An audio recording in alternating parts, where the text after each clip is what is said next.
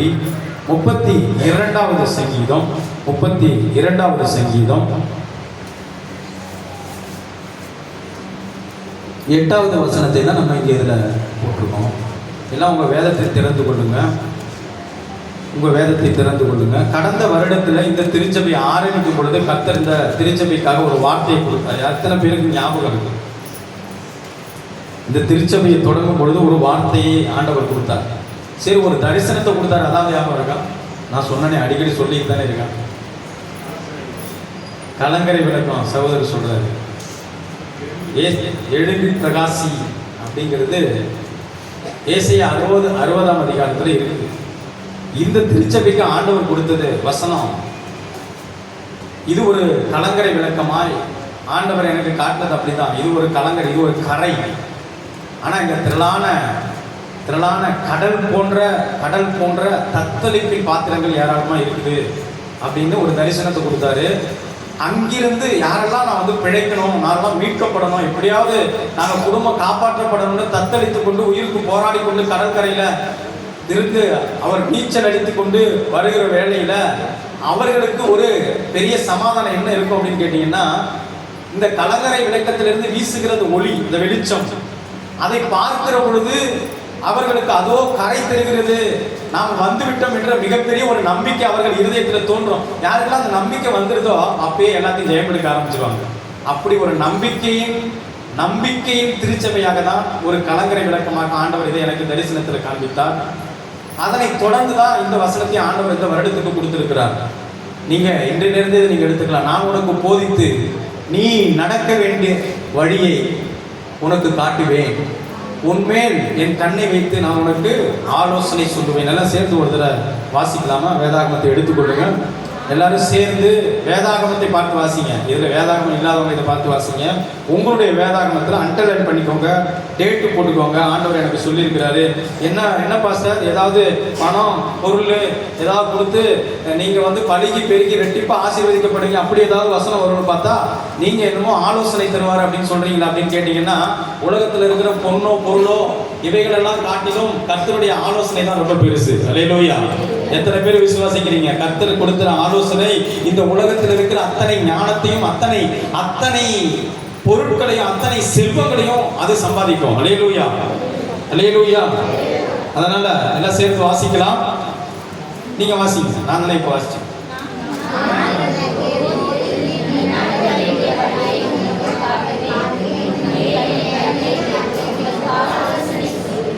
ஆமென். நான் உனக்கு போதித்து நீ நடக்க வேண்டிய வழியை உனக்கு காட்டுவேன், உன்மேல் என் கண்ணை வைத்து ஆலோசனை சொல்லுவேன். இந்த போதித்து இதெல்லாம் நம்ம ஏற்கனவே கூட சில செய்திகளை நம்ம பார்த்துருக்கோம். ஆனால் ஆண்டவர் இதுல ஒரு 4 காரியங்களை சொல்லுகிறார். 4 காரியங்களை இதில் சொல்றாரு. என்னன்னா, முதல்ல நான் உனக்கு போதிப்பேன் அப்படின்னு சொல்றாரு.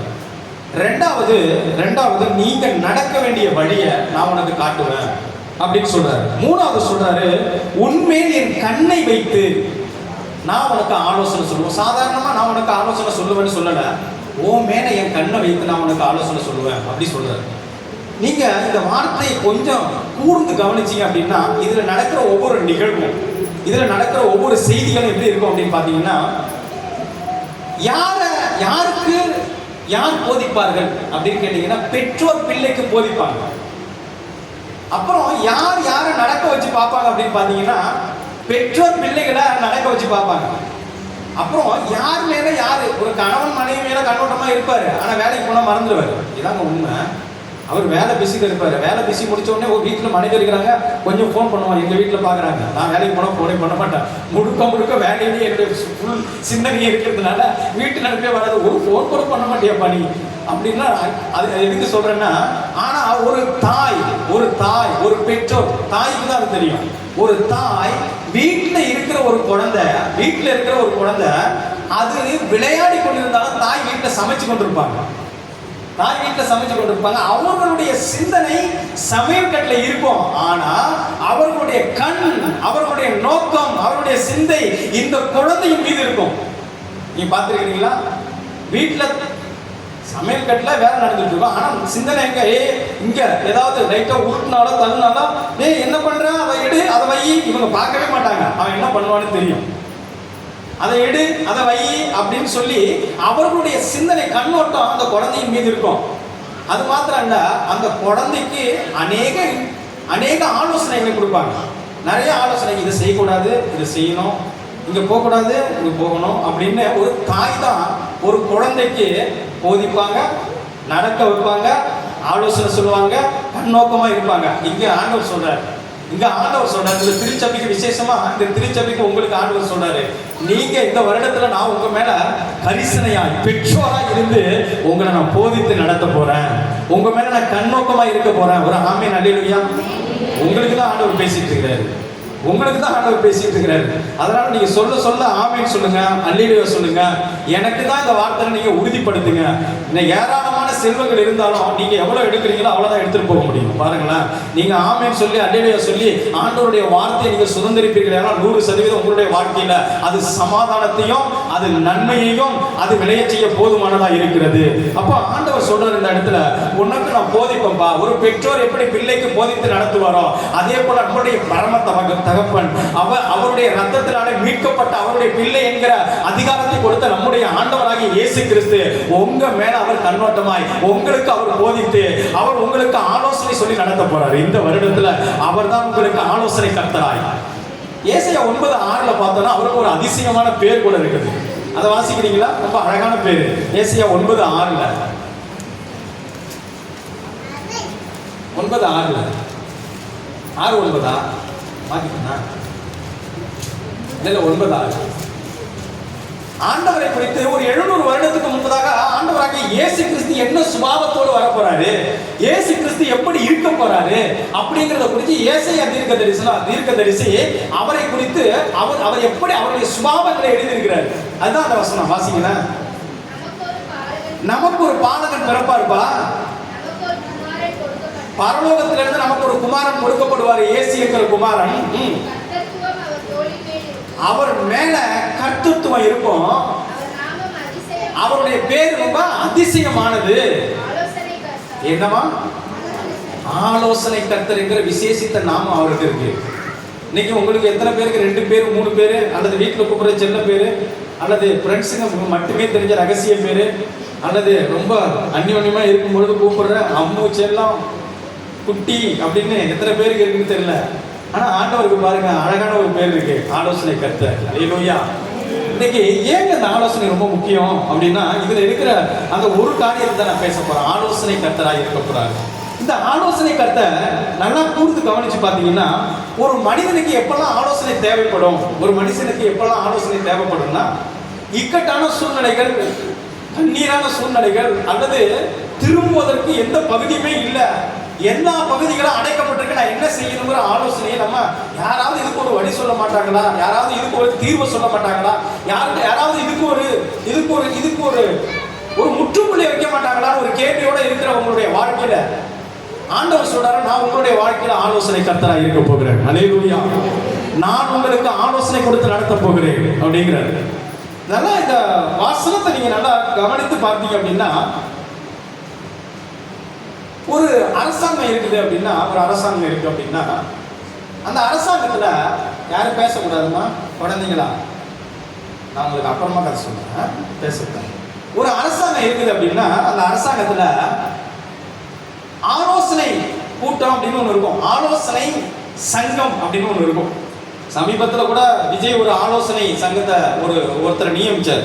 எனக்கு இவர் அரசியலுக்கு ஆலோசனை சொல்லுவாருன்னு சொல்லி ஒரு ஜோசியக்காரர் நியமிச்சார்.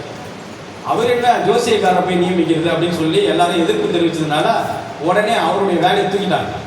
அதுக்கு 1.5 லட்சம் 2 லட்சம் சம்பளம், சும்மா கிடையாது. ஆனால் அது உண்மை. ஜெயலலிதா அம்மா ஒரு ஆலோசனையை வச்சிருந்தாங்க, ஒரு ஆலோசனைக்காரங்க. அவங்களுக்கு ஏதாவது குழப்பமான சூழ்நிலை இருந்தால் நேராக புறப்பட்டு காஞ்சிபுரம் போயிடுவாங்க. ஜெயேந்திர சரஸ்வதினு ஒருத்தர் இருந்தார், அங்கே உட்காந்து மணிக்கணக்கில் சரி ஓகே அப்படி ஆலோசனை அங்கே கேட்க போயிடுவாங்க. ஆனால் தாவீது ஒரு ஆலோசனை சங்கத்தை வச்சிருந்தாரு. அல்லேலூயா. அந்த ஆலோசனை சங்கத்தை நீங்க பார்த்தீங்கன்னா, பரலோகத்தில் இருக்கிற மாடல் அதை அப்படியே பூமியில ஆண்டவர் தரிசனமா கொடுத்ததுனால 24 பேர்களை கொண்ட ஒரு ஆலோசனை சங்கம் என்று ஒன்று தாவீது நியமிச்சிருந்தார். அதுதான் ஏரோதினுடைய நாட்கள்ல இயேசு கிறிஸ்துவை விசாரிக்கிறதுக்கு ஆலோசனை சங்கத்தாட்ட கொண்டு போனாங்கன்னு வாசிப்போம்ல, அதுதான் அது அப்படியே தொடர்ந்து கொண்டு வந்தது.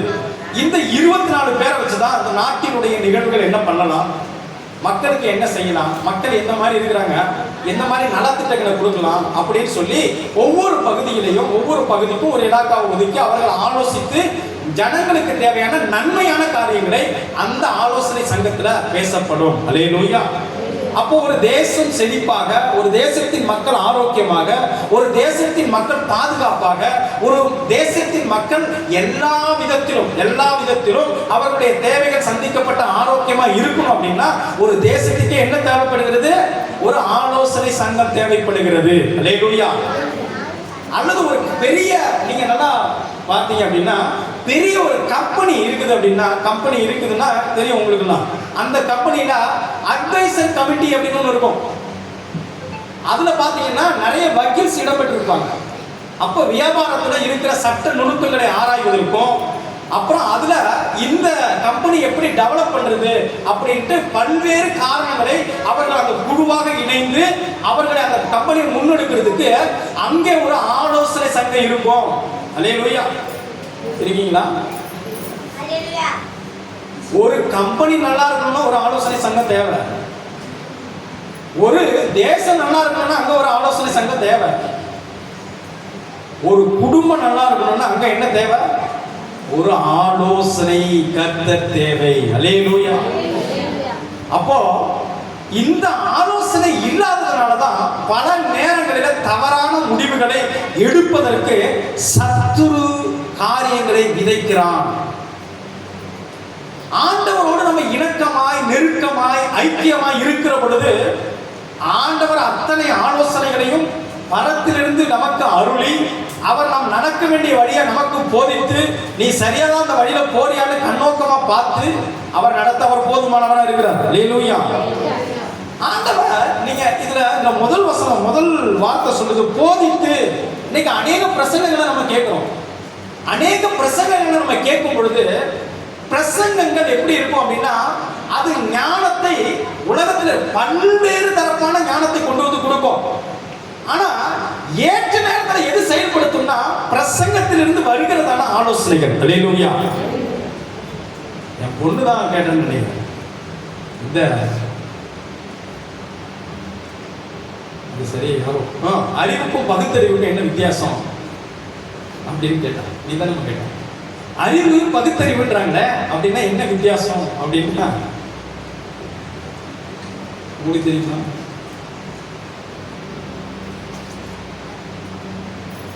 இந்த மைக்கை எப்படி கண்டுபிடிச்சிருக்கிறாங்க? இது பேர் என்ன? மைக்கு. மைக்குங்கிறது அறிவு. இந்த மைக்கில் எத்தனை மூலக்கூறுகளை சேர்த்திருக்காங்கன்னு பகுத்து பார்க்கறது பகுத்தறிவு. அல்லேலூயா. அவ்வளவுதான், வேற ஒன்றும் இல்லை. ஆண்டவர் அநேக நேரங்களில் நமக்கு போதிக்கிறார். போதிக்கிற அத்தனையும் நம்ம வாழ்க்கையில அபியாசப்படுத்த முடியுமான்னா கண்டிப்பா முடியாது. அப்ப போதிக்கப்பட்ட காரியங்களை ஏற்ற நேரத்தில் கர்த்தர் ஆலோசனையை கொடுக்கிற பொழுதுதான் நம்முடைய வாழ்க்கை ஸ்திரப்படும். அல்லேலூயா. அல்லேலூயா. நல்லா அறுத்து, அதாவது விவசாயத்தில் அறுத்து கொண்டு வந்து களஞ்சியத்தில் சேர்த்திருப்போம். களஞ்சியத்தில் சேர்க்கப்படுகிறது தான் போதனை. ஆண்டவர் போதிக்கிறார். ஆனா சேர்க்கப்பட்ட எல்லாத்தையுமே நம்ம வந்து ஒரே நாள்ல சமைச்சிடறோம்னா கிடையாது. அது எப்போ தேவையோ அதை அப்பொழுது கொண்டு வந்து கொடுக்கப்படுகிறது தான் ஆலோசனை. அல்லேலூயா. அப்போ இந்த ஆலோசனை ஒரு குடும்பத்துக்கு மிக மிக அவசியம், ஒரு தனிப்பட்ட வாழ்க்கைக்கு மிக மிக அவசியம். அப்போ இந்த ஆலோசனையை நம்ம ஆண்டவரிடத்திலிருந்து கேட்டு நம்மளுடைய வாழ்க்கையை நடத்துகிற பொழுது ஆண்டவர் எல்லா விதத்திலும் நம்மை வெற்றி சிறந்தவர்களாய், குறிப்பா சொல்றனா வெற்றி சிறந்தவர்களாய் வாழ்வதற்கு கர்த்தர் நமக்கு அவர் போதுமானவராக இருக்கிறார். நீங்க இதுல ஒரு வசனத்தை, நீங்க இதுல ஒரு காரியத்தை நீங்க பார்த்தீங்கன்னா எப்பயுமே குழப்பமான சூழ்நிலையின் மத்தியில, நல்லா கூர்ந்து கவனிங்க, குழப்பமான சூழ்நிலைகளின் மத்தியில நமக்கு இரண்டு சத்தங்கள் கண்டிப்பா கேட்கும். இரண்டு சத்தங்கள் அல்லது இரண்டு முடிவுகளை நாம் வைத்துவிட்டு எந்த முடிவுல நான் போறது அப்படின்னு கேட்கப்படும். அல்லது இரண்டு முடிவுகளுமே தெரியல, ரெண்டு வழி இருக்கு சார், எந்த வழியில போனா என்னுடைய இலக்கை அடைய முடியும் அப்படின்னு சொல்லி எத்தனையோ நேரங்களில் நாம் ஆலோசனையை மற்ற மனிதர்களிடத்துல கேட்போம். ஒருவேளை அப்படி நம்ம கேட்கிற பொழுது அந்த ஆலோசனை அது மாம்ச மார்க்கத்திலே இருந்தால் அது ஒரு நாள் நம்மை நன்மைக்கு ஏதுவாய், சமாதானத்துக்கு ஏதுவாய், அது நிம்மதியான வாழ்க்கைக்கு ஏதுவாய் நடத்தவே நடத்தாது. ஆனால் போகிற பொழுது அல்லது அந்த பாதைக்கு நேரம் நுழைகிற பொழுது ஏதோ ஒரு விதமான சமாதானம் மூடிக்கொண்டிருந்தாலும் அதனுடைய முடிவு பார்த்தீர்களானால் தேவன் கொடுக்காத ஆலோசனை அத்தனை அழிவுக்கு ஏதாவது கொண்டு போய் சேர்க்கும். இது உண்மை. அல்லேலூயா, அல்லேலூயா. ஆண்டவராகிய இயேசு கிறிஸ்து 40 நாள் உபவாசம் இருந்துட்டு வராரு. சரீரம் ரொம்ப பசியா இருக்கு. காரணம் அவரு 100% மனிதனா வந்தார். அவருடைய சரீரம் ரொம்ப பசியா இருக்கு. எப்பயுமே சத்துரு சாத்தான் எப்ப உங்களுக்கு ஆலோசனை கொடுக்க முற்படுவான் அப்படின்னா, உங்களுடைய தேவைகள் என்னவென்று அறிந்து, உங்களுடைய நெருக்கங்கள் என்னவென்று அறிந்து அந்த நேரத்தில் விழ பண்ணுவதற்கு அவன் போராடுவான். அல்லேலூயா. இப்ப ஆண்டவராகிய இயேசு கிறிஸ்து அப்படிதான் வராம. நீங்க எவ்வளவு ஆண்டவராகிய இயேசு கிறிஸ்து ரொம்ப பசியோட வராரு. அப்போ இந்த கல்லுகளை எடுத்து அப்பங்களாக்கி சாப்பிட, இது வசனத்தை உபாகம புத்தகத்தில் இருக்கு. இந்த வசனத்தை எடுத்து அந்த வசனத்தை கொண்டே அவன் அடிப்பதற்கு முயற்சி செய்வான். இப்ப ஆண்டவர் அதே வசனத்தை கொண்ட, இப்ப அவனுக்கு நல்லா தெரியும் இவர் பசியா இருக்கிறாரு, இவர் இந்த உலகத்துல மாம்சமா இறங்கி வந்திருக்கிறாரு. இப்ப இவருடைய சரீரத்தின் தேவை என்பது மிக மிக மிக அதிகம். ஏன்னா 40 நாள் ஒரு மனிதன் உபவாசம் இருந்து வருகிற பொழுது எப்படி இருக்கும்? தண்ணீர் தேவைப்படும், உணவு தேவைப்படும், எவ்வளவு தேவைகளோடு கூட ஆண்டவராகிய இயேசு கிறிஸ்து வருகிறார் என்பதை அறிந்த சத்துரு சாத்தான், ஆண்டவர் என்ன நோக்கத்தோடு திட்டத்தோடு இந்த உலகத்திற்கு வந்திருக்கிறார் என்று அறிந்த சாத்தான் அவரை எப்படியாவது மோசம் போக்குவதற்கு போராடுகிறான். நம்ம அதிக தேவை இருக்கும் பொழுதுதான் சார் யாரு இணக்கமா ரொம்ப உருக்கமா 4 வார்த்தை ஆதரவா பேசுவாங்கன்னு எதிர்பார்ப்போம் பாருங்க. இது உண்மைதான், மனிதனுடைய இயல்பு. ஆனா அந்த நேரத்துல அப்பொழுது தற்காலிக ஒரு தேவை அல்லது தற்காலிக ஒரு சமாதானத்துக்கு நீங்கள் இடம் கொடுக்காமல், நல்லா கவனிங்க, அப்பொழுது இது முடிஞ்சிருச்சா அப்படின்னு சொல்லி அதற்கு இடம் கொடுக்காமல், இது என் தேவனுக்கு பிரியமா இருக்குமா, இது தேவன் கொடுக்கிற ஆலோசனை தானா என்று சற்று ஆராய்ந்து சற்று நிதானித்து பார்த்து அதன் வழியில நீங்கள் நடப்பீர்களே ஆனால் அது நிச்சயமாய் சம்பூர்ணமான ஒரு இடத்துக்கு கொண்டு போய் சேர்க்கும். அல்லேலூயா. நீங்க நேரத்துல ஆபிரகாம் என்ற ஒரு மனிதன் இருந்தா உங்களுக்கு தெரியும், நம்ம விசுவாசத்தினுடைய தகப்பன் நமக்கு அவர்தான். அவர் மூலமா தான் இயேசு கிறிஸ்துவின் மூலமா அவருடைய ஆசீர்வாதங்களை சுதந்திரித்துக் கொண்டிருக்கிறோம். அல்லேலூயா, அல்லேலூயா. அவரு ஆண்டவர் அழைச்சாரு, பாப்பா நான் உனக்கு ஒரு அரை கிரவுண்ட் நிலம் தரேன், ஒரு சின்னதா ஒரு வீட்டை தரேன் அப்படின்னு அழைச்சாரு. இருக்கீங்களா? அப்படியே கூப்பிட்டாரு. ஆபிரகாம அப்படியே கூப்பிட்டாரு, நான் உனக்கு அரை கிரவுண்ட் இடம் தரேன், உனக்கு ஒரு வீட்டை தரப்பா, பிள்ளைங்களை தரணும் கூப்பிட்டாரு. உனக்கு நான் ஒரு தேசத்தையே தரேன்னு சொன்னார். உன்னுடைய சந்ததிகள் பூமியில் ஆசீர்வதிக்கப்படும் அப்படின்னு சொன்னாரு. ஆனா அதை விசுவாசிச்சு வந்துட்டாரு. வாக்கு தத்தம் என்னமோ கொடுத்து ஒரு 25 வருஷத்தை நெருங்க போகுது. ஆண்டவருடைய வார்த்தை ரொம்ப இத்தனை நாட்கள் என்னமோ தாமதிக்குது. என்னத்துக்கு தான் இப்படி தாமதிக்கிறாரு? சொன்னவர் எதுக்கு தான் தாமதிக்கிறாருன்னு நீங்க கேட்பீங்கன்னா, அது சமாதானத்துக்கும் அது நன்மைக்கும் அது பரிபூர்ணத்துக்கும் ஏதுவாக தான் அவர் தாமதிக்கிறாரு. உடனே இந்த சாரால் சொல்றாங்க, அந்த நேரத்துல நல்ல ஆலோசனை கொடுக்குறாங்க பாருங்க. மனிதனுடைய ஆலோசனை இதுதான் கேட்கக்கூடாது. அந்த அம்மா சொல்றாங்க, நானும் எவ்வளவு நாள் தான் சார் வெயிட் பண்றது? அந்த சாரால் அம்மா ஒரே குமுறல், என்ன பக்கத்துல நம்மளோட ப்ராப்பர்ட்டி எல்லாம் கொஞ்சம் அதிகமாயிடுச்சு, வேலையாட்கள்லாம் ரொம்ப அதிகமாயிட்டாங்க, ஆடு மாடுலாம் ரொம்ப அதிகமாயிடுச்சு, இந்த ப்ராப்பர்ட்டியை பார்க்கறதுக்கு நமக்கு ஒரு குழந்தை வேண்டாமா? என்னுடைய வேலைக்காரி ஆகார் இருக்கா, அவன் எகிப்திலிருந்து ஆயிடுச்சு, நான் சொல்றதெல்லாம் கேட்பா, அவன் எனக்கு வேலைக்காரி. ஐயா, ஒருவனுக்கு ஒருத்தி என்று வேதாகமம் சொல்லுது. ஆண்டவர் அப்படிதான் நடத்திருக்கிற. நீங்க எங்கிருந்து இந்த புத்தி வந்தது அப்படின்னு கேட்டா, அந்த கானான் தேசத்துல அப்படி ஒரு புத்தி இருக்கு. அந்த புத்தி இந்த அம்மாக்குள்ள வந்துருச்சு. பக்கத்துல பார்த்தாக்கா அங்க 3-4 திருமணம் பண்ணி பிள்ளைகளா பெற்று போட்டிருக்கிறோம், அவங்க குடும்பம்லாம் செடிக்குது. என்ன இதே மாதிரி நம்ம பண்ணலாமே அப்படின்னு சொல்லி ஏன் வேலைக்காரியை வச்சு ஒரு பிள்ளைகளை பெற்று கூடாப்பா அப்படின்னு ஆபிரகாம் போய் கேட்கிறாரு. ஆபிரகாம் போய் ஆலோசனை கொடுக்கிறான் சாரா. இது நல்ல ஆலோசனையா? நான் கேட்குறேன், இது நல்ல ஆலோசனையா? ஐயா, உங்களுக்கு கொடுக்கப்பட்ட வாக்குத்தத்தம் தாமதிக்குது, ஆண்டவருக்கு உங்களுக்காக சொல்லப்பட்ட வார்த்தை தாமதிக்குதுன்னா நீங்க தவறான மனிதரிடத்தில் ஆலோசனை கேட்பீங்கன்னா அது இன்னைக்கு வரைக்கும் பிரச்சனை தான். இன்னைக்கு வரைக்கும் உங்களுக்கு தெரியுமா, அன்னைக்கு சாராள் கொடுத்த ஒரு சின்ன ஆலோசனை, அந்த சின்ன ஆலோசனை இன்றைக்கு வரைக்கும் மத்திய மிடில் ஈஸ்ட் நாட்டில் இன்னைக்கு வரைக்கும் இஸ்லாமியர்களும் யூதர்களும் அடிச்சுட்டு தான் கிடையாது. எங்கேயாவது நிம்மதி இருக்கா? இவன் குண்டை ஈராக் மேலே போடுறான், இஸ்ரேவேல்காரன் திருப்பி இஸ்ரேவேல் மேலே போடுறான். சரி அப்படின்னு பார்த்தா பக்கத்தில் இருக்கிற காசா அன்னைக்கு சுத்தமாக அடிக்கப்படும். இதெல்லாம் எங்கேருந்து வந்தது? யாருடைய சந்ததி? எல்லாம் அன்னைக்கு சாரால் பண்ணின சின்ன ஆலோசனை.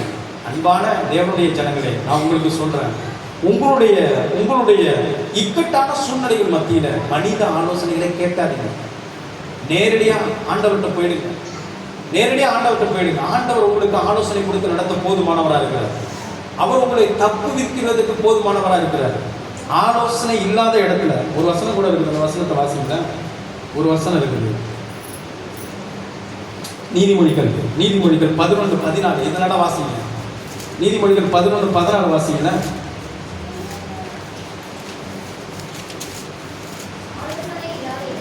ஆலோசனை இல்லாத இடத்தில் என்ன பண்ணுவாங்களா? ஆலோசனை இல்லைன்னா, ஆண்டவருடைய ஆலோசனை இல்லைன்னா, கர்த்தருடைய ஞானம் இல்லைன்னா, கர்த்தருடைய பிரசன்னம் இல்லைன்னா, அவருடைய வழிநடத்துதல் இல்லைன்னா உங்களால் ஓட முடியும். ஆனால் உங்கள் விலை எவ்வளோ இருக்கோ அவ்வளோதான் ஓட முடியும். அது அந்த விலை ரொம்ப நீண்ட நாள் தான் இல்லை, ரொம்ப குறுகிய நாள். ஆனால் தேவனுடைய ஆலோசனை உங்களிடத்தில் இருக்குமே, ஆனால் நீங்கள் தேவனுடைய ஆலோசனை கேட்டு நடப்பீர்களே, ஆனால் அது நித்தம் அது இலக்கை நோக்கி, உங்களுக்காக தேவன் வைத்திருக்கிற திட்டத்தையும் ஆசீர்வாதத்தையும் நோக்கி அது கொண்டு போய் சேர்க்க போதுமானதாக இருக்கிறது. அல்லேலூயா இருக்கீங்களா? அல்லேலூயா. தேவ ஆலோசனை ரொம்ப முக்கியம். அடுத்தது நீதிமொழிகள் 15:22 வாசிங்க. நீதிமொழிகள் 15:22 வாசிங்க. ஆலோசனை இல்லாமல் எண்ணங்கள் சித்தியாமற் போம். ஆலோசனை இல்லாமல் எண்ணங்கள் சித்தியாமற் போம். ஆலோசனைக்காரர் அநேகர் இருந்தால் அவைகள் உறுதிப்படும். ஆலோசனைக்காரர் அநேகர் இருந்தா அப்படின்னா இந்த இடத்துல நிறைய பேர் தெரிஞ்சவங்க, எங்க அக்கா, மாமா, பெரியப்பா, சித்தப்பா, சொந்தக்காரங்க எல்லாரையும் கூப்பிட்டு ஆலோசனை. அது இல்லைங்க. ஆண்டவருடைய ஆசீர்வாதத்தை சொல்லுகிற பரிசுத்தவான்கள், ஞானம் நிறைந்தவர்கள் உங்களுடைய ஆலோசனைகளை நீங்கள் கேட்கிறீர்கள் என்றால் அவர்கள் அபிஷேகம் பெற்றிருக்கிறார்களா? அதை ஆராய்ந்து பாருங்க. அவர்கள் அபிஷேகம் பெற்ற ஆண்டவருக்கு முதலாவது அவர் சாட்சியாக இருக்கிறார்களா? இன்னைக்கு பல நேரத்தில் ஆலோசனைக்கு கேட்கறது கூட, மாஸ்டர்கிட்ட கேட்கறது கூட ரொம்ப பரிதாபமா இருக்குது. ஏன்னா அவர் ஸ்டேஜில் ஒன்று பேசுறாரு, வாழ்க்கை ஒரு மாதிரி இருக்குது. ஸ்டேஜில் ஒன்று பேசுறாரு, வாழ்க்கை வேற மாதிரி இருக்கு. ஆலோசனை கேட்க முடியலங்க. நிஜமா சொல்றேன், சீரியஸா சொல்றேன். திருக்குறள்ல ஒரு குறள் இருக்கு, சொல்லிய வண்ணம் அப்படின்னு சொல்லி அந்த குறளை நான் மறந்துட்டேன். அதாவது சொல்வது யாருக்கும் எளிது, சொல்லிய வண்ணம் செய்வது ரொம்ப கடினம். அப்போ நாம் கேட்கக்கூடிய ஆலோசனையை சொல்லுகிற மனிதர்கள் எப்படி இருக்கிறார்கள், எப்படிப்பட்டவர்கள்? அவர்கள் தேவனுடைய ஆலோசனையை பெற்றவர்களா, தேவனுடைய அபிஷேகத்தை பெற்றவர்களா, தேவனுக்கு அவர் சாட்சியாக வாழ்கிறவர்களா என்று ஆராய்ந்து பார்த்து அவர்களிடத்தில் ஆலோசனை கேட்பது மிக அவசியம். அல்லேலூயா. அப்போ பரத்திலிருந்து ஒரு ஆலோசனை வருது, பரத்திலிருந்து எனக்கு ஒரு ஆலோசனை கொடுக்கப்படுதுன்னா அந்த ஆலோசனை எப்படி இருக்குமா? ஒரு வசனம் கூட இருக்குது. அதாவது மனித ஆலோசனை எப்படி இருக்கும், பரத்திலிருந்து வருகிற ஆலோசனை எப்படி இருக்கும் அப்படின்னு கேட்டால் யாக்கோபு 3:15-16 வாசிங்களா. 3:15-16 வாசிங்களா. யாக்கோபு 3:15-16 சத்தமா யாராவது ஒருத்தர் சத்தமா வாசிங்களா, புரியுற மாதிரி எல்லாருக்கும் சத்தமா வேகமா வாசிங்களா. எப்படிப்பட்ட ஞானம்? இப்படிப்பட்ட ஞானம் அது பரத்திலிருந்து இறங்கி வருகிற ஞானமாயிராமல். அதாவது இப்படிப்பட்ட ஞானம் எப்படிப்பட்ட ஞானம்னா பரத்திலிருந்து இறங்கி வருகிற ஞானமாயிராமல் லௌகீக சம்பந்தமானது,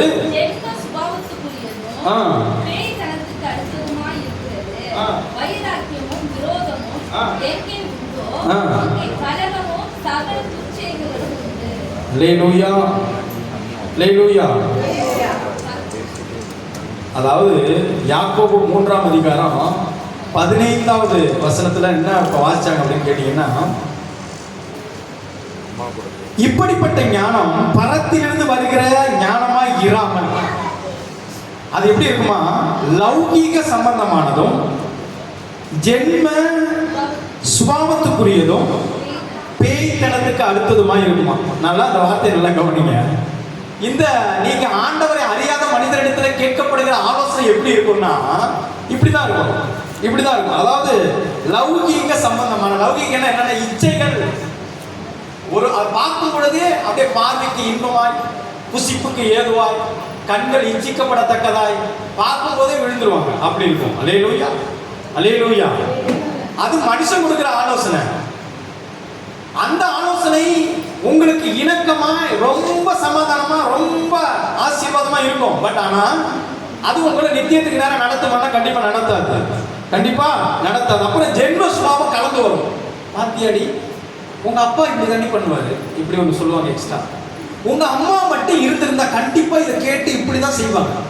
இந்த ஆலோசனை கொடுக்கும்போது சொல்லுவாங்க, உங்க அம்மா மட்டும் இருந்திருந்தா இப்படிதான் செஞ்சிருப்பாங்க. ஜென்ம சுவாசத்தை கொண்டு வந்து நுழைக்கிறது. கண்டிப்பா உங்க அக்கா வந்து இந்த காரியத்தை செஞ்சிருக்க மாட்டா, இப்படிதான் செஞ்சிருப்பாங்க. ஜென்ம சுவாசத்தை கொண்டு வந்து உள்ள நுழைக்கிறது. அல்லேலூயா. அப்போ மனிதன் கொடுக்கிற ஆலோசனை அப்படிதான் இருக்கும். ஆனா பரத்திலிருந்து ஒரு ஆலோசனை வரல, அது எப்படி இருக்கும்னு அடுத்தது சொல்றாரு. அதை வாசிங்க. பரத்திலிருந்து வருகிற ஞானமோ முதலாவது எப்படி இருக்குமா, சுத்தம் உள்ளதாயும், பின்பு சமாதானமும் சாந்தமும் இணக்கமும் உள்ளதாயும், இரக்கத்தாலும் நற்கனிகளாலும் நிறைந்ததாயும், பட்சபாதம் இல்லாததாயும் இருக்கும், மாயமற்றதுமாய் இருக்கும். அடுத்த வசனம், நீதியாகிய கனியானது சமாதானத்தை நடப்பிக்கிறவர்களே. அல்லேலூயா. நீங்க கொடுக்கிற ஆலோசனைய அது தேவனுடைய ஆலோசனை தான் அப்படின்னா நீங்க உறுதிப்படுத்துறதுக்கு இங்க ஒரு எப்படி சொல்றது ஃபார்முலா கொடுத்துருக்குது. அதை இதோட நீங்க பொருத்தி பார்க்கணும். இது இப்போ ஏதோ ஒரு இக்கட்டான சூழ்நிலை மத்தியில் எல்லாருக்கும் ஆலோசனை தேவைப்படுதுங்க. அன்றாட வாழ்க்கையில் ஆலோசனை தேவைப்படுது. தினம் ஆலோசனை நம்ம நம்ம டெய்லி நடக்கும் பொழுது ஆலோசனை தேவைப்படுது. ஏங்க ஒரு பஸ் பிடிக்கணும் கூட ஆலோசனை தேவைப்படுது. எத்தனை பேர் இருக்கீங்க? அல்லேலூயா. எல்லாத்துக்குமே ஆலோசனை. அப்ப நம்மளுடைய ஆலோசனை பரத்திலிருந்து தான் வருது அப்படின்னு நீங்க அறிந்து கொள்றதுக்கு முதல்ல அதுல என்ன இருக்கும்? சமாதானம் இருக்கும். ஏமே எல்லா பகுதியிலும் எல்லா திசைகளிலுமே ஒரு சமாதானம் இருக்கும். ரெண்டாவது சாந்தமும், ஒரு சாந்தம் இருக்கும். ஆலோசனை அது வருகிற பொழுது ஒரு சாந்தம் இருக்கும். அப்புறம் ஒரு இணக்கம் உள்ளதாயும், என்னன்னா எல்லா இடத்துலயும் ஒரு சீர்பொருந்தக்கூடியதா, எந்த இடத்துலயுமே பிசகாது. அது எப்படி சொல்றது? பிசகாதுன்னா விலகாது. எந்த இடத்துலயுமே எல்லா இடத்துலயும் அதை அப்படியே பார்த்தா அந்த ஆலோசனை அப்படியே லிட்டரலா கரெக்டா அந்த அவங்களுக்கு கரெக்டா பொருத்துன்னு சொல்லுவாங்க. அதே போல அது கரெக்டா பொருத்தம் உள்ளதா இருக்கும். அப்புறம் பாத்தீங்கன்னா நற்கனிகளாலும் இரக்கத்தினாலும் நற்கனிகளாலும் நிறைந்ததாயும் இருக்கும்.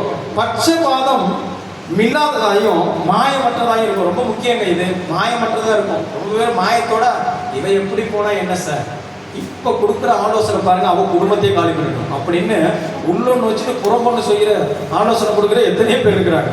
அல்லேலூயா, அல்லேலூயா. போகட்டுமே, அவதான் போகட்டுமே, அதை செய்யட்டும், நான் தாண்டியே ஐடியா கொடுத்தேன் சொல்லுவாங்க.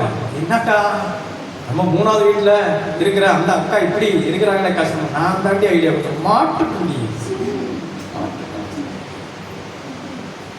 அல்லேலூயா. இப்படிப்பட்டவங்க தான் நீங்க ஆலோசனை கேட்டு உட்கார்ந்துருக்கணும். உங்களுடைய ஆலோசனைகள் மாயமற்றதா இருப்பதாக. அல்லேலூயா. ஆலோசனை பெறுவது மாத்திரம் அல்ல, நீங்கள் கொடுக்கிறவர்களை கர்த்தர் உங்களை ஆசீர்வதிப்பார். அல்லேலூயா, அல்லேலூயா. முதலாவது மனிதனுடைய வீழ்ச்சி எங்க தொடங்குனது தெரியுமா? முதலாவது மனிதனுடைய வீழ்ச்சி எங்க தொடங்குனதோ அதே தான் ஆண்டவராகிய இயேசு கிறிஸ்து அதே இடத்துல வந்து ஜெயத்தை எடுத்தார். அதனால தான் எடுத்தார். ஆண்டவர் சொன்னார், ஒரு போதனையை கொடுத்தாங்க. முதல்ல வந்து அப்பா அது கூட வாட்சி முடிக்கலாம். அந்த போதனை ரொம்ப அழகா நேர்த்தியா இருந்தது. ஆதியாகம புத்தகம் அதை மாத்திரம் வாசிச்சு நம்ம முடிக்க போறோம். மூன்றாம் அதிகாரத்துல ஆண்டவர் சொல்றாரு, ரெண்டாம் அதிகாரத்துல 15வது வசனத்தை வாசிங்களேன். 2ஆம் அதிகாரம் 15வது வசனத்தை வாசிங்களேன். தேவனாகிய கர்த்தர் அங்கிருந்து அழைச்சிட்டு வந்துட்டாரு. 2 வேலையை கொடுக்குறாரு. அப்புறம்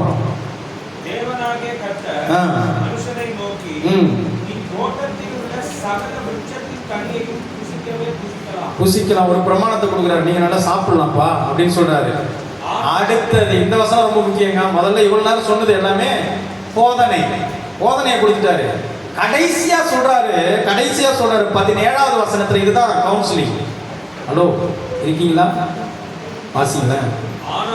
ஆனாலும் நன்மை தீமை அறியத்தக்க நன்மை தீமை அறியத்தக்க கனியை நீ புசிக்க வேண்டாம், சாகவே சாவாய். அதாவது ஆலோசனை என்பது அதனுடைய முடிவில் நடைபெறுகிற, அல்லது எப்படி சொல்லலாம் உங்களுக்கு புரியாம, ஒரு இன்சூரன்ஸ் போட்டு வராங்கன்னு வச்சுக்கோங்க, மாசம் ஏதோ ஒரு பர்டிகுலர் அமௌண்ட் போட்டு வராங்கன்னு வச்சுக்கோங்களேன். அதை போடுறதுக்கு முன்னாடியே அந்த இன்சூரன்ஸ் கம்பெனி சொல்லும், நீங்க இவ்வளவு மாசம் செலுத்தணுங்க, உங்களுக்கு இவ்வளவு அமௌண்ட் வருங்க.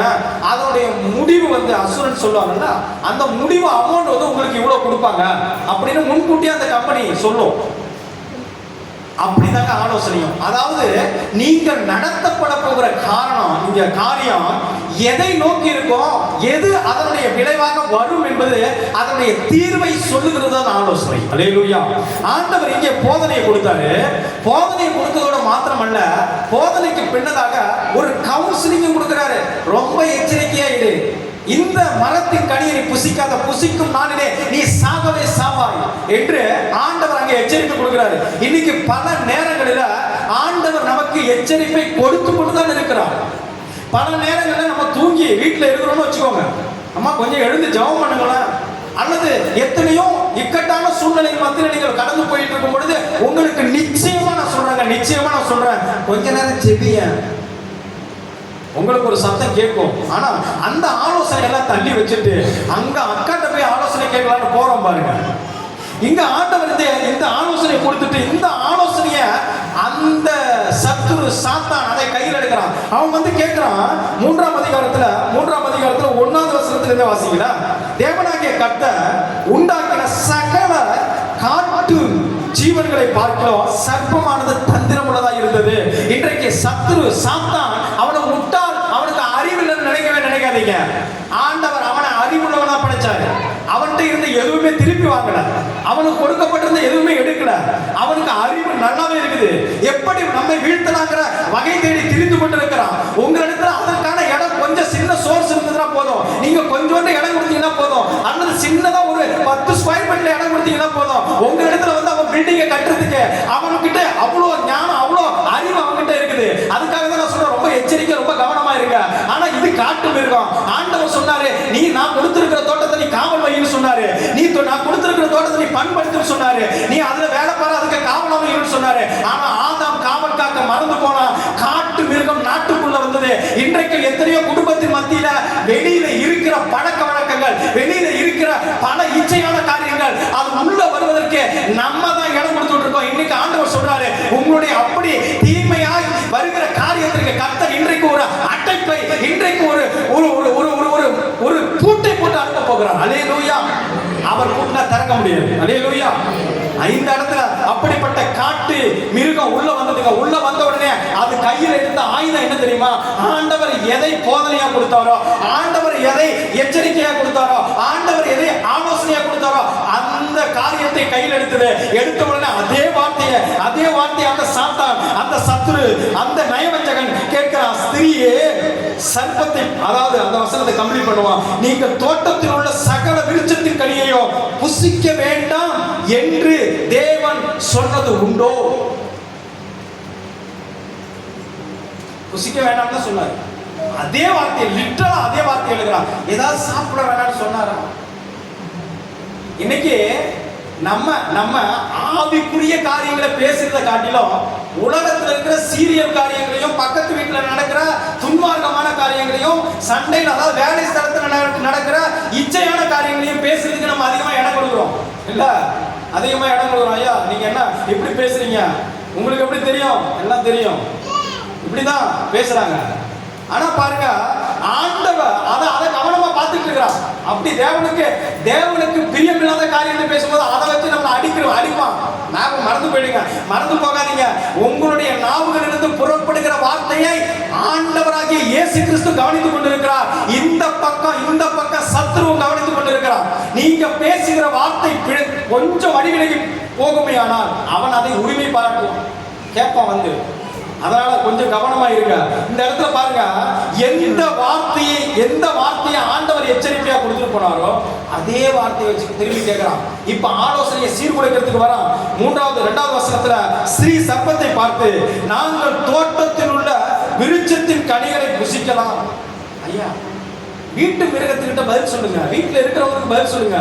நீங்க எதுக்கு சம்பந்தமே இல்லாத இதுவரைக்கும் காட்டு மிருகத்துல இருந்து ஒண்ணு புறப்பட்டு வரதுக்கு பாருங்க, தெரிஞ்சவங்க கிட்ட பேசுங்க. யாருமே தெரியாம இந்த பேஸ்புக்ல ஹாய் அப்படின்னு ஒரு மெசேஜ் வரும், அல்லது இன்னைக்கு ரொம்ப இன்ஸ்டாகிராம் தான் பிரபலமா இருக்குது, ஹலோ அப்படின்னு ஒரு மெசேஜ் வரும். யார் இவரு அப்படின்னா அவன் 4 வார்த்தை எக்ஸ்ட்ரா போடுவான், நீங்க ரொம்ப அழகா இருக்கீங்க. அவன் அம்மா பார்த்துருக்கவே மாட்டான், அல்லது அந்த பையனை பார்த்துருக்கவே மாட்டாங்க. உங்களுக்கு தெரியுமா, இதை ஒரு பிஸ்னஸாகவே இன்னைக்கு செஞ்சுட்டு இருக்கிறாங்க. இது ஒரு டீம், தெரியுமா உங்களுக்கு? இப்படி பெண்களை அல்லது ஆண்களை அவர்கள் பட்சமாய் அழைத்து அவர்களிடத்துல இருந்து எல்லாவற்றையும் கொடுக்குவதற்கு ஒரு டீம் செயல்பட்டு இந்த ஒரு கம்பெனியை ஆரம்பிச்சு நடத்திட்டு இருக்கிறாங்க. இது தெரியாம இந்த அம்மா ஹாய், அடுத்து நீங்க ரொம்ப அழகா இருக்கீங்க, நானா? உடனே அம்மா அந்த போனை வச்சுட்டு நேர கண்ணாடியில போய், நான் தாங்க நிஜமா அழகா தான் இருக்கேனா அப்படின்னு பார்த்துட்டு வந்து, ஓ அழகா தான் இருக்கும் போல இருக்கு, இவ்வளவு நாள் நான் தப்பா நினைச்சிட்டு இருந்தேன் அப்படின்னு சொல்லி, நீங்களும் அழகா தான் இருக்கீங்க. அவன் ஏதோ ஒரு போட்டோவை மாடிஃபை பண்ணி போட்டிருப்பான், அது நீங்களும் அழகா தான் இருக்கீங்க. அடுத்த நாள் எங்க நேற்று உங்களை காணும், இதுதான் யாருன்னே தெரியாத ஒருத்தவங்களுக்கு நீங்க பேச ஆரம்பிச்சீங்கன்னு வச்சுங்க, கடைசி எங்க போய் நிற்கும் தெரியுமா? அது எங்க போய் நிற்கும் தெரியுமா? ஒன்றுமே இல்லாத இடத்துல வாழ்க்கையை தொலைக்கப்பட்ட ஏராளமான சாட்சிகள் இருக்குங்க, ஏராளமான சாட்சிகள் இருக்கு. அப்படி இழந்து போன நிலையில கடைசியா எல்லாவற்றையும் இழந்து விட்டு ஆண்டவராட்ட இயேசு கிறிஸ்துவிட வந்து நிற்பாங்க பாருங்க. ஆதரவு சொல்ல கூட ஆள் இல்லைன்னு சொல்லிட்டு கண்ணீர். அதுதான் நடக்கக்கூடாது அப்படின்னு தான் ரொம்ப எச்சரிக்கை ரொம்ப அவசியம். அப்ப தெரியாதவர்கள்ட்ட நீங்க பேசாதீங்க. எதுக்கு பேசணும்? தெரிஞ்சு முன்னு பெண்ண தெரிஞ்சிருந்தது இந்த தூரத்து சொந்தம்னா கூட பேசலாம், ரைட், ஓகே. தெரியாதவங்கள்ட்ட எதுக்கு பேசணும்? இன்றைக்கு தெரியாதவங்கள்ட்ட பேசுறதுக்காக ஒரு ஆப் ஆரம்பிச்சிருக்கிறான். அதுதான் இன்ஸ்டாகிராம், ஃபேஸ்புக், வாட்ஸ்அப்ல ஏதோ என்னைக்கா ஒரு அக்கா எப்படி இருக்கிறீங்க அப்படின்னு ஏதாவது கேட்டு அப்படி ஒரு மெசேஜ், யாரும் அவன் தெரிஞ்ச மாதிரியா இருக்கானாக்கா அடுத்த நாள் அவன் நம்மளை கவுக்கிறதுக்கு என்னெல்லாம் போட்டா வீடியோ அனுப்ப முடியுமோ எல்லாத்தையும் அனுப்பி ஒரே மாசத்துல சொல்லி முடிச்சிருவான். அப்புறம் உட்காந்துருக்க வேண்டியதான். அல்லேலூயா, கவனமா இருங்க. இந்த காட்டு மிருகம் உள்ள வந்து பேசுது, ஆண்டவர் என்ன வார்த்தையை சொன்னாரோ அதே வார்த்தையை எடுத்து அந்த பேசும் பொழுது இங்க பாருங்க, ஆனாலும் பதில் சொல்ல வேண்டிய அவசியம் இல்லை பாருங்க. ஆனாலும் தோட்டத்தில் உள்ள நடுவில் இருக்கிற விருட்சத்தின் கனியை குறித்து தேவன் நீங்கள் சாகாதபடி அதை புசிக்கவும் அதை தொடவும் வேண்டாம் என்று சொன்னார். இதுதாங்க அதாவது அதி உயர் பரிசுத்தம் என்னன்னு தெரியுமா? தேவ வார்த்தைக்கு மேல கொஞ்சம் கூட்டுறது. அவர் தொட வேணாம்னு சொன்னார, தொட வேணாம், மிஞ்சின பரிசுத்தவான். ஆண்டவர் ஒரு கொஞ்சம் பரிசுத்தமா இருக்க சொன்னா இவங்க அதுக்கு மேல கூடுதலா பரலோகத்திலே இல்லாத பரிசுத்தத்தை சேர்த்து அடிச்சு வந்து ஆண்டவர் தொட வேணாம்னு சொல்லவே இல்லையே. அப்பா நீ பார்க்காத, நீ தொடாதுன்னு சொல்லி பாருங்க. இங்க அந்த பதில் சொன்ன உடனே அந்த சர்ப்பம், அப்பொழுது சர்ப்பம் ஸ்திரியை நோக்கி, நீங்கள் சாகவே சாவதில்லை. அங்க சொன்னாரு நீங்க செத்துருவீங்க, அதை சாப்பிடாதீங்க அப்படின்னு. இங்க இவன் சொல்றா நீ சாகவே சாவதில்லை. எப்படிப்பட்ட ஆலோசனை பாருங்க. நீங்கெல்லாம் ரொம்ப அழகா இருப்பீங்க, அப்படிதான் வரும். உங்களை அப்படியே மகிழ்ச்சிக்குள்ள நடத்துகிற ஆலோசனை, உங்களை அப்படியே உயர்ந்த இடத்துல ராஜா, அப்படியே நம்ம ட்ரம்ப் இருக்காரு அவரை கூட கீழே இறக்கி விட்டுட்டு அந்த இடத்துல உங்களை உட்கார வைக்கிற அளவுக்கு ஆலோசனை வரும். அல்லேலூயா, அல்லேலூயா. அந்த ஆலோசனை அப்படிதான் வருது. நீங்க சாகவே சாவதில்லை. அப்புறம் சொல்றான் பாருங்க, நீங்கள் இதை புசிக்கும் நாளிலே உங்க கண்கள் என்ன படும்? திறக்கப்படும். எப்படிப்பட்ட ஆலோசனை பாருங்க, உங்க கண்கள் திறக்கப்படும். அப்புறம் சொல்றான், நீங்கள் நன்மை தீமை அறிந்து தேவர்களை போல இருப்பீங்க. இப்படிதான் வரும் ஆலோசனைகள். தேவனிடத்திலிருந்து வருகிற ஆலோசனை இப்படி இருக்காது. தேவனிடத்திலிருந்து வருகிற ஆலோசனை நம்மை சீர்படுத்தக்கூடியதாய், நம்மை வழிநடத்தக்கூடியதாய், நமக்கு நன்மை பயக்கக்கூடியதாய், நம்மை எல்லா விதத்திலும் அவர் நடத்தக்கூடியதா இருக்கும். இது சாத்தானுடைய ஆலோசனை எப்படி இருக்கும்னா, கண்களுக்கு அழகா, பார்வைக்கு இச்சிக்கப்படத்தக்கதா அப்படி இருக்கும். அப்படிப்பட்ட ஆலோசனை தள்ளணும். அல்லேலூயா, அல்லேலூயா. ஆண்டவர் யோசேப்புக்கு ஒரு ஆலோசனை கொடுத்தாரு, ஒரு தரிசனத்தை கொடுத்தாரு. ஆனா தரிசனத்தை கொடுத்து ஐயா தரிசனத்தை வாங்கிட்டேன், தரிசனம் ஆண்டவர் கொடுத்துட்டாரு. 11 கதிர்கட்டுகளும் என்ன வணங்குது, பார்த்தா சூரியன் சந்திரன் வணங்குது. தரிசனத்தை கொடுத்துட்டாரு. தரிசனத்தை எப்படிப்பா நிறைவேற்றுவ?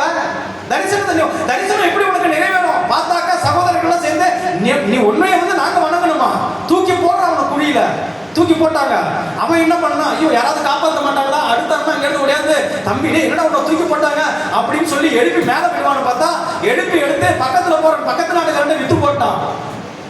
என்ன ஆண்டவரே தரிசனத்தை கொடுத்தீங்க, முதல்ல சகோதரர்லாம் சேர்ந்து என்ன அடிக்கிறான். தரிசனம் என்னாச்சு? எங்க இருந்து எனக்கு இப்ப ஆலோசனை கொடுக்க போறீங்க, நான் என்ன பண்ண போறேன்? அடுத்து சகோதரன் என்னை குடியில தூக்கி போடுறான். குடியில போட்டதோட வெளியில பக்கத்து தேசத்துல விற்கிறான். அவன் காசுக்கு வாங்கிட்டு போய் அடிமையா வச்சிருக்கான். சரி ஓகே, பக்கத்து ஊருக்கு போன சார், அந்த ராஜாவாவது பரவாயில்ல, நல்லா பாத்துக்கலாம், 3 வேளை சாப்பாடு போட்டான், நல்ல ட்ரெஸ் எடுத்து கொடுத்தான். அரண்மனையில அவன் எனக்கு விளக்குனது எதுவுமே நல்லா அருமையா வச்சிருந்தான். அங்க சத்ரு போராடுறான்.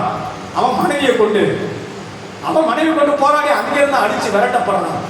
ஐயா நீங்க ஒரு தரிசனத்தை கொடுத்தீங்களே, நாட்கள் ரொம்ப ஆயிடுச்சு, நான் போற இடம்லாம் தரிசனத்துக்கும் இதுக்கும் சம்பந்தமே இல்ல இருக்கு. ஒண்ணு குடியா இருக்கு, இன்னொன்று சகோதர பகையா இருக்கு, இன்னொன்று சத்ருட போராட்டமா இருக்கு. இன்றைக்கு ஜெயிலா இருக்கு. ஜெயில உட்கார்ந்து தரிசனத்தை நினைச்சு பாக்குறான்.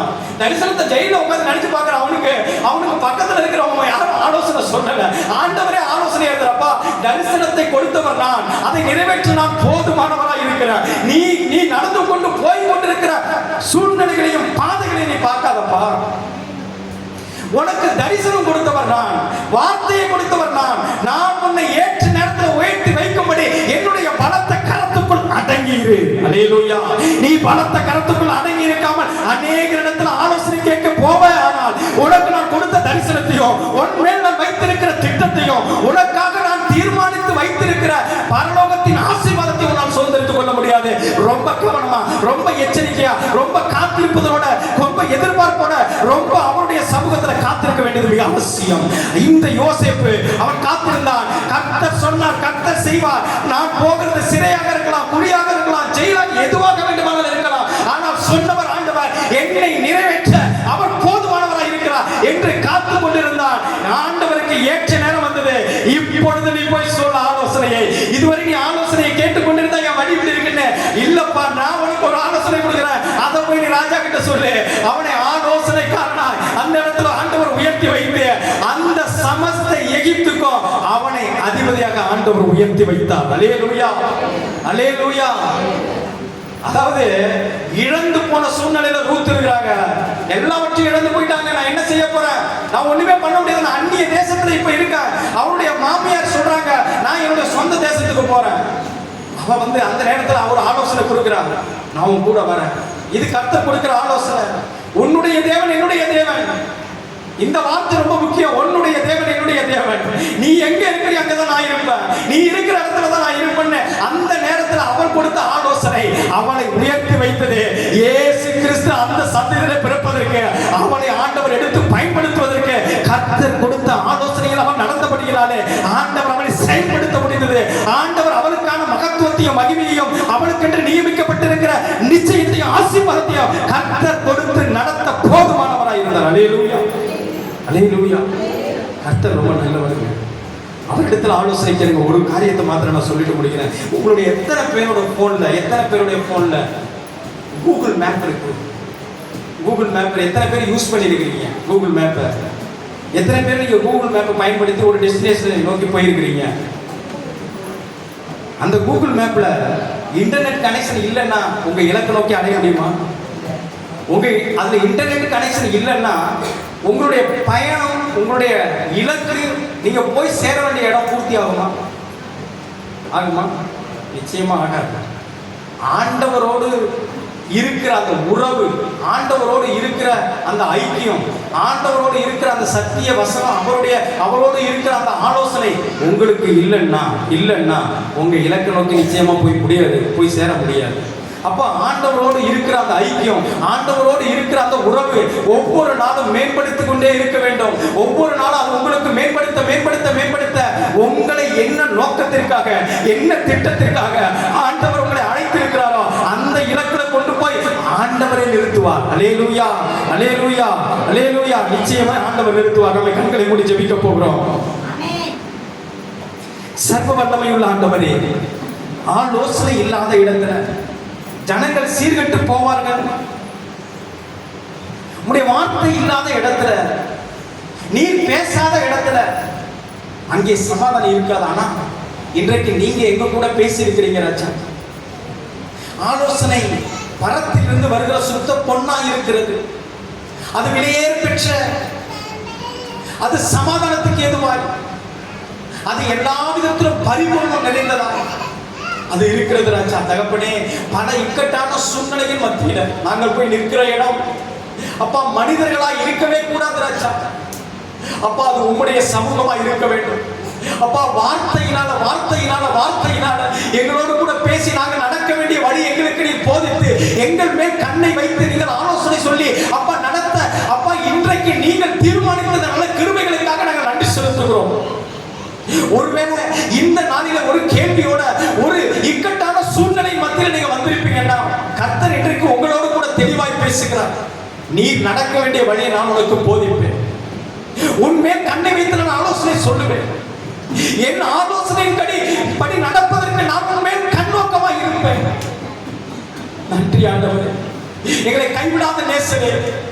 உம்முடைய திருக்கரத்துல ஒருவேளை அப்பா மாம்ச சத்தத்தை நாங்கள் கேட்டு வேணாம், இன்றைக்கு ஒரு விசை மாத்திரம் உங்களுடைய சமூகத்தில் தயவாய் மன்னித்து இசைவாய் இணைத்துக் கொள்ளும்படியா அப்பா எங்களை முற்றிலுமா நாங்கள் சமர்ப்பிக்கிறோம் சுவாமி. உம்முடைய ஆலோசனை எங்களுக்கு வேண்டும். உம்முடைய ஆலோசனையிலையும் உம்முடைய தரிசனத்திலே நிற்கிறவர்களா எங்களை மாற்றும், எங்களை ஆசீர்வதியும். ஒரு நாள் உங்களை விட்டு நாங்கள் தூரமா போயிடவே கூடாது. எல்லா விதத்திலும் சுவாமி அப்பா நாங்கள் உண்மை பற்றி பிடித்துக் கொண்டவர்களா, உம்முடைய சத்தியத்துல உம்முடைய சத்திய ஆலோசனையில அப்பா நாங்கள் நடக்கக்கூடியவர்களா எங்களை நீங்கள் இன்றைக்கு மாற்றி ஆசீர்வதித்த நல்ல கிருபைகளுக்காக நாங்கள் நன்றி செலுத்துகிறோம். வல்லமை உள்ள கரத்திலே நாங்கள் ஒப்புக்கொள்கிறோம். நீர் பொறுப்படுத்திக் கொள்ளும், ஆசீர்வதியும். இயேசுவின் நாமத்தில் நாங்கள் ஜெபிக்கிறோம். ஜீவனுள்ள நல்ல பிதாவே, ஆமென், ஆமென், ஆமென்.